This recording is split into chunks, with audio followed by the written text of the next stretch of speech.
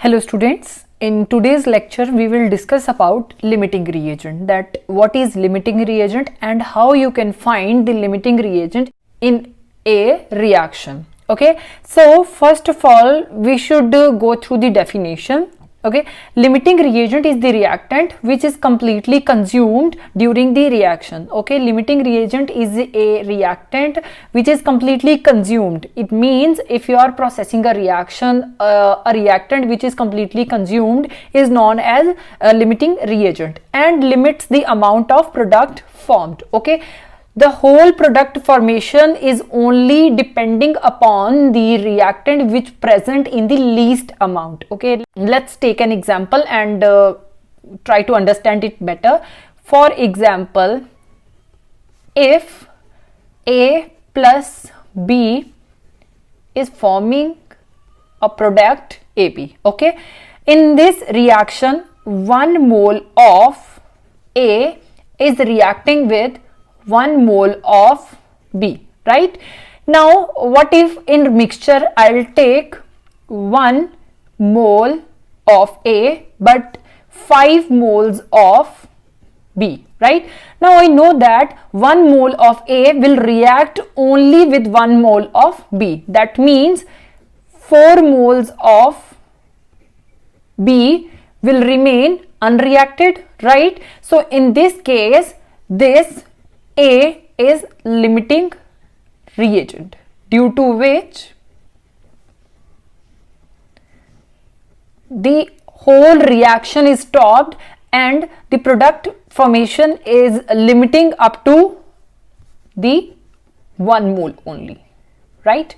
If I want to consume all of these 5 moles of B, I have to take 5 moles of A, right? So let's explain this process with an example. For example, to form water I need hydrogen and oxygen. Okay, first of all what I'll do, I'll simply balance the reaction. Okay, here I am having 2 atoms of hydrogen, right? Here in product I'm having 2 atoms of hydrogen, but here in reactant I'm having 2 atoms of oxygen, and here I am having 1 atom of oxygen.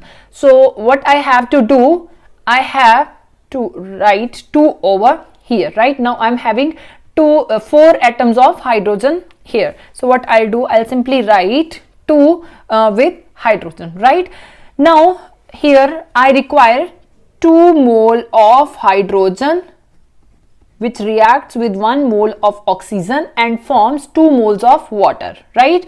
What if I'm having 2 mole of hydrogen plus 2 mole of oxygen? In this case, this 2 mole of hydrogen will consume completely, but 1 mole of oxygen will remain unreacted. Now in this case, the whole reaction is stopped because of hydrogen. So in this case, I can say hydrogen is my limiting reagent. Okay, now the amount of oxygen, excess amount of oxygen present in this reaction is known as excess reagent. The reactant present left unreacted, that is excess reagent, right? So we will explain this whole limiting reagent process with an example. Okay, students, there is a problem related to limiting reagent. Okay, let's go through the statement first. In a reaction, A plus B2 give rise to AB2. Okay, you are having 2 reactants, A plus B2. This one is atom and this one is molecule. They are saying both react and they'll form AB2. Okay, now identify the limiting reagent if any in the following reaction mixtures. Okay, you're having reaction mixtures and they are saying identify the limiting reagent. Okay, they have given you 5 conditions, and out of these 5 conditions, if you are having any limiting reagent, just mention that. So to find the limiting reagent, there are some simple steps. So let's go through these steps first. So what they are saying, step number 1 is write number of moles of reactants and products. So we'll go with the first conditions. Here they have mentioned the number of moles, but we will write the number of atoms or molecules. Okay, I'm having the reaction A plus B2, it will give rise to AB2, right? So here A is having 300 atoms, right, and B is having 200 molecules. Both are reacting with each other. Now what they are saying, balance the reaction and write their stoichiometric coefficients. Okay, this reaction is balanced, and you have to mention the stoichiometric coefficient for each reactant. Okay, here one atom of A is reacting with one molecule of B, right? So now what they are saying, now divide the number of moles of reactants and products with stoichiometric coefficients. Here they are asking you to find the limiting reagents, and the limiting reagent, we know it very well that we find for reactants only. So what I'll do, I'll simply divide 300 atoms. That means the number of atoms present over here for the reaction with stoichiometric coefficients. So the third step is what I'll do, I'll simply divide 300 by 1. Here I'll divide 200 by 1, right? Now next they are saying the reacting species. Here there should be species, right, having the least value will be considered as limiting reagent. Okay, here you are getting the answer 300, right, and here 200.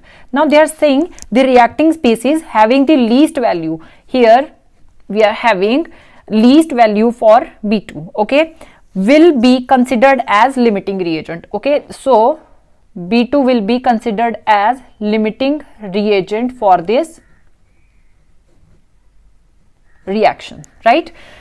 Now let's check the second type. So in second type they are having A plus B2 give rise to AB2.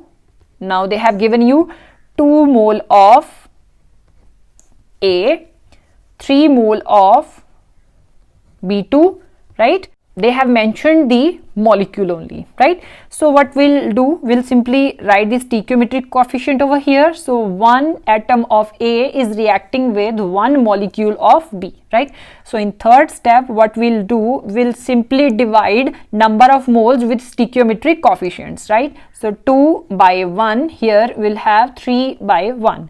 Okay, now I'm having value 2, here 3.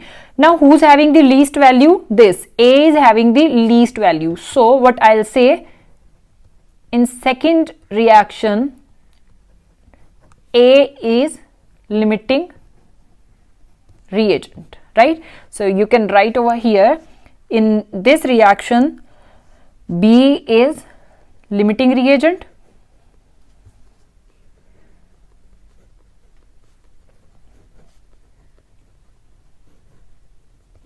right, and here A is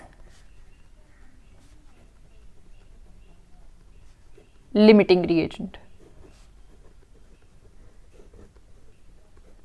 Now from these reaction I come to know that one atom of A is reacting with one molecule of B. That means here I am having 100 atoms of A and 100 molecules of B. That means whole A atoms will react with the complete B molecules of B molecules. So what can I say? There is no limiting reagent, right? Now here I am having 5 mole of A and 2.5 mole of B.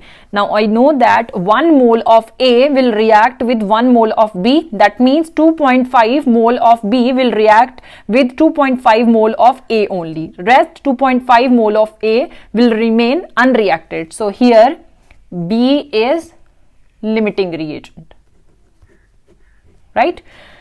Now here in fifth option, they are having 2.5 mole of A. It reacts with 5 mole of B, right? I know that 2.5 mole of A will react with 2.5 mole of B only. Rest 2.5 mole of B will remain unreacted. So what I'll say here, A is limiting reagent.